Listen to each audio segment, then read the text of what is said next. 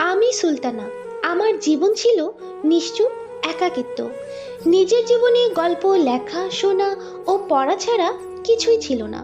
সহজ সরল একটা মেয়ে যে কথার মারপ্যাঁচ জানতো না। ছোট থেকেই আমি আমার লাইফে বেশ ছিলাম। 24 বছর বয়সে আমার জীবন বদলে গেল একটা মানুষের জন্য। সে আমার জীবনে আসার পর আমি নিজেকে জানতে শিখলাম, বুঝতে শিখলাম। সে আমাকে অনেক কিছু শিখিয়েছে। সহজ সরল থেকে সাহসী হতে শিখিয়েছে, ভুল ঠিক শিখিয়েছে, মানুষকে যে সহজে বিশ্বাস করতে নাই সেটি বুঝিয়েছে। এক কথায় বলতে গেলে এই আমি যে নিশ্চুপ ছিলাম, আজকের আমি আর সেই নিশ্চুপ নাই। আগে আমি কথা না বলে গল্প নিয়ে থাকতে ভালোবাসতাম, আর আজকের আমি এক সেকেন্ড কথা না বলে থাকতেই পারি না, শুধুমাত্র ওই মানুষটার জন্য। আজ আমি গল্প লিখতে বসলেও ওর কথাই আগে মাথায় আসে। ওই আমাকে কথা বলতে শেখালো, আর আজ ওই আমার থেকে একটু একটু করে দূরে সরে যাচ্ছে। আমি জানি না আমি আর ওই মানুষটাকে আগের মতো পাবো কিনা, আগের মতো ভালোবাসা থাকবে কিনা, কিন্তু আমি তো পারি না ওকে ছাড়া এক মুহূর্ত থাকতে, পারি না ওকে ছাড়া দূরে যেতে। এই আমি যার দুনিয়াটা গল্প ছাড়া কিছুই ছিল না, আজ তার দুনিয়া জুড়ে শুধুই সে। আমার বোন, যাকে আমি সোনা বলে ডাকি, কিন্তু সে কি বুঝে সোনা ডাক্তার মূল্য? না, বুঝে না। সে কি জানে তাকে ছাড়া আমি কতটা অসহায়? সেটাও সে জানে না। জানলে পারতো না আমাকে ছেড়ে দূরে সরে যেতে একটু একটু করে। আমি জানি না আমি আবার আমার আগের জীবন ফিরে যেতে পারবো কিনা।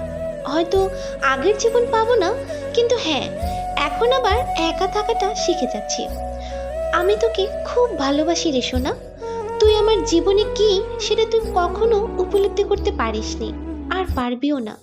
কেউ জানবেও না তুই আমার জীবনে একমাত্র বোন ছিলি, আছিস, আর সারা জীবন থাকবি। তোর জায়গা কেউ নিতে পারবে না। আই মিস ইউ সোনা, আই রিয়েলি মিস ইউ।